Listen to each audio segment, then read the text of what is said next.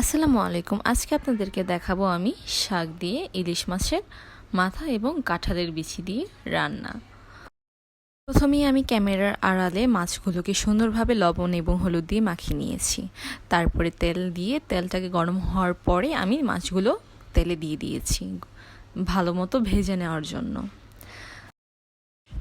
সুন্দর করে ভেজে নেওয়ার পরে আমি এগুলোকে উঠিয়ে নিয়েছি এবং তেলের ভিতরে দিয়ে দিয়েছি পেঁয়াজ, মরিচ এবং আদা, রসুন, মরিচের গুঁড়া দিয়ে মাখানো মশলা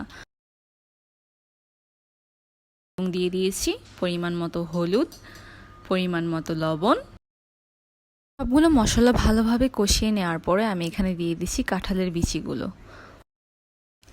মশলাটা ভালোভাবে কষিয়ে আমরা এখানে দিয়ে দিব আমাদের ধুয়ে রাখা শাকগুলো। তারপরে দিয়ে দিব পরিমাণ মতো পানি। আমি এখানে 1 থেকে 2 কাপ পানি ব্যবহার করেছি। আপনারা আপনাদের পরিমাণ মতো পানি ব্যবহার করবেন। তারপরে ভালো করে নেড়ে চেড়ে আমরা এটিকে ঢাকনা দিয়ে ঢেকে রেখে দিব। 6 থেকে 7 মিনিট পর আমরা ঢাকনাতে উঠিয়ে এখানে মাছগুলো দিয়ে দিব। মাছগুলো দেওয়ার পর আমরা ঢাকনা দিয়ে আবার ঢেকে দিব। ঠিক তেমনই আগের মতো 6 থেকে 7 মিনিট পরে আবার ঢাকনাটি তুলে এখানে যে আমরা রান্না করেছি কাঁঠালের বিচিগুলো, সেই কাঁঠালের বিচিগুলো একটি উঠিয়ে দেখে নিতে পারি যে নরম হয়েছে কিনা। এই তো হয়ে গেল আমাদের মাছের মাথা, শাক এবং কাঁঠালের বিচি দিয়ে রান্না করা তরকারি। কেমন হয়েছে জানাবেন আমাকে এবং সাবস্ক্রাইব মাই চ্যানেল।